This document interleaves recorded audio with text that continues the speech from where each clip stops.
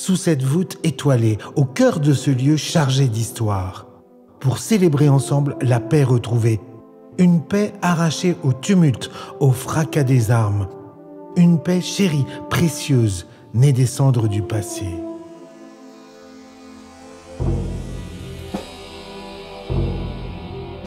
Ce soir, c'est un moment de communion, un instant suspendu où les cœurs battent à l'unisson pour honorer ceux qui nous ont précédés.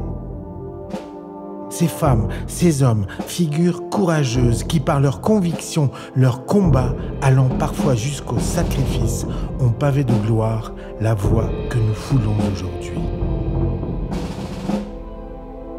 Nous nous souvenons, non par nostalgie, mais par devoir. Le passé n'est pas un poids, il est un phare, un guide pour éclairer nos choix, un écho qui résonne dans le silence de la mémoire. Ce soir, nous transmettons cet hommage aux générations nouvelles, pour qu'elles sachent, pour qu'elles comprennent, et qu'à leur tour, elles se souviennent. Afin que jamais ne s'éteigne la flamme de la mémoire et que toujours, dans l'ombre ou la lumière, la paix demeure notre bien le plus sacré.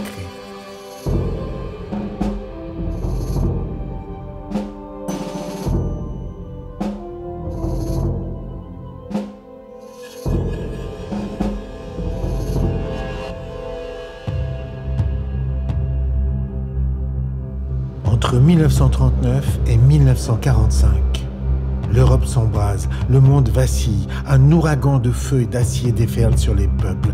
La Seconde Guerre mondiale fait rage et rien ne sera plus jamais comme avant. Les nations se déchirent et s'affrontent, et dans le tumulte des passions humaines, la terre entière devient un champ de bataille. En mer, dans les airs, sur chaque parcelle de terre, les combats se succèdent, les canons aboient, les cieux s'empourprent, les villes s'enflamment, le chaos s'installe. Jamais encore l'humanité n'avait connu un tel déchaînement, jamais un conflit n'avait fauché tant de vies, tant d'innocence. Partout, la mort rôde, la peur s'installe et l'ombre s'étend sur les esprits comme sur les pierres. Et pourtant, parmi les ruines, au cœur des ténèbres, quelque chose s'allume, une lueur que rien ne peut éteindre, l'espoir.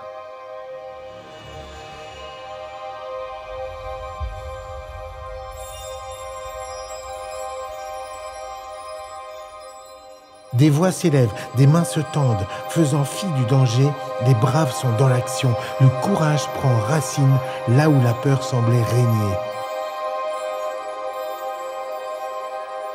Et la résilience devient un cri, une force, une promesse. Oui, dans le fracas du monde, une lumière jaillit, celle de la résistance.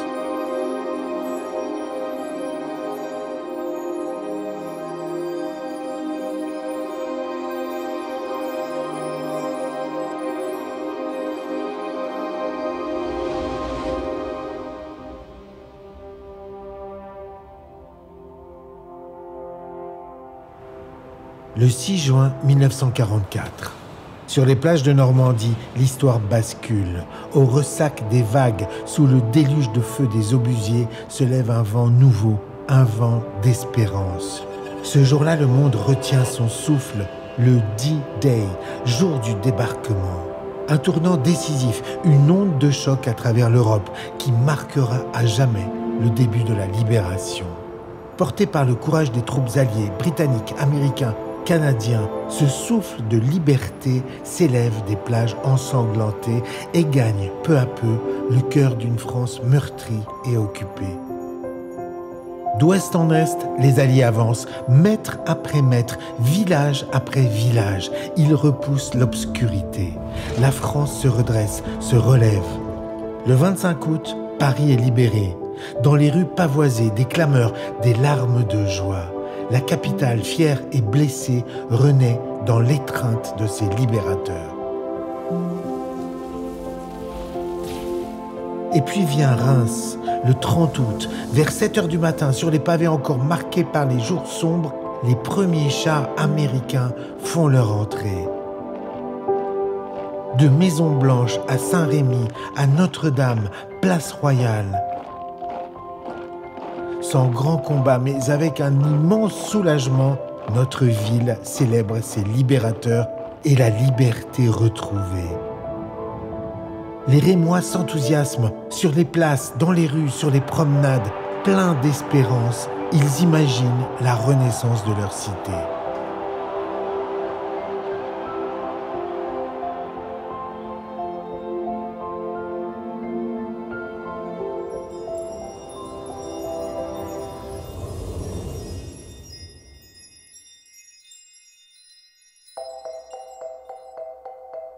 Désormais, partout, la libération est en marche. Des voix annoncent un avenir sans drame. Les peuples osent dire leur optimisme. Ils pensent déjà paix et reconstruction. En avril 1945, alors que l'Europe est à genoux, un événement accélère la chute de l'Allemagne nazie. Adolf Hitler se donne la mort. Le Troisième Reich est à l'agonie. Et puis quelques jours plus tard, l'histoire bascule. Nous sommes le 7 mai 1945, il est 2h41 à Reims. Au sein du quartier général avancé du corps expéditionnaire allié en Europe, là où le général Eisenhower a établi ses quartiers depuis le 20 février, dans la salle des cartes, un moment grave et solennel. Un acte de reddition qui met fin à la guerre. Un acte qui scelle le destin d'une époque, un acte que le monde attendait, que les peuples espéraient, que tant ont payé de leur sang, de leur vie, de leur espoir. La capitulation sans condition des forces armées allemandes est signée. L'Allemagne nazie rend les armes. La guerre en Europe touche à sa fin. Et c'est ici, à Reims, ville d'histoire, qu'est actée la fin de la Deuxième Guerre mondiale en Europe. Ici, où aux épreuves et aux tragédies des années écoulées renaît la paix. Ici, où s'ouvre une page nouvelle pour une Europe fracassée. Il y a 80 ans, à Reims, l'histoire s'est écrite avec gravité et sans esprit de triomphe, avec la volonté de construire la paix, un bien si précieux à l'humanité. La mémoire est son gardien le plus fidèle.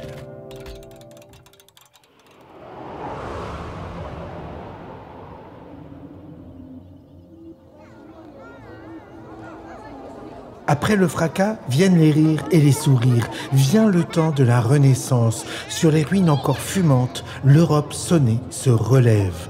D'abord hésitante, mais à force de volonté, elle ensemence les terres meurtries d'hier pour que ces peuples croient en un avenir serein. Les frontières ne sont plus des lignes de menace, elles s'effacent au nom de la fraternité. Les ennemis d'hier veulent être les amis de demain. Le pardon n'efface pas les blessures, mais il permet de bâtir un avenir sans haine.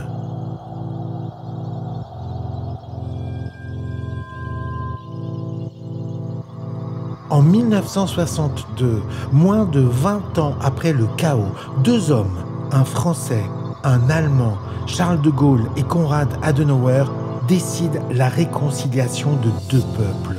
Ensemble, ils tournent la page de la guerre. Ensemble, en hommes de paix, ils montrent l'exemple.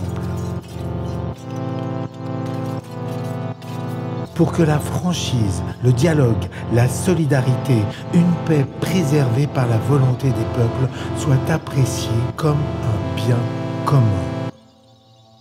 De cette paix naîtra un rêve, celui d'une Europe unie, rassemblée, non par la force, mais par la volonté de bâtir ensemble une Europe née d'une tragédie pour qu'il n'y en ait plus.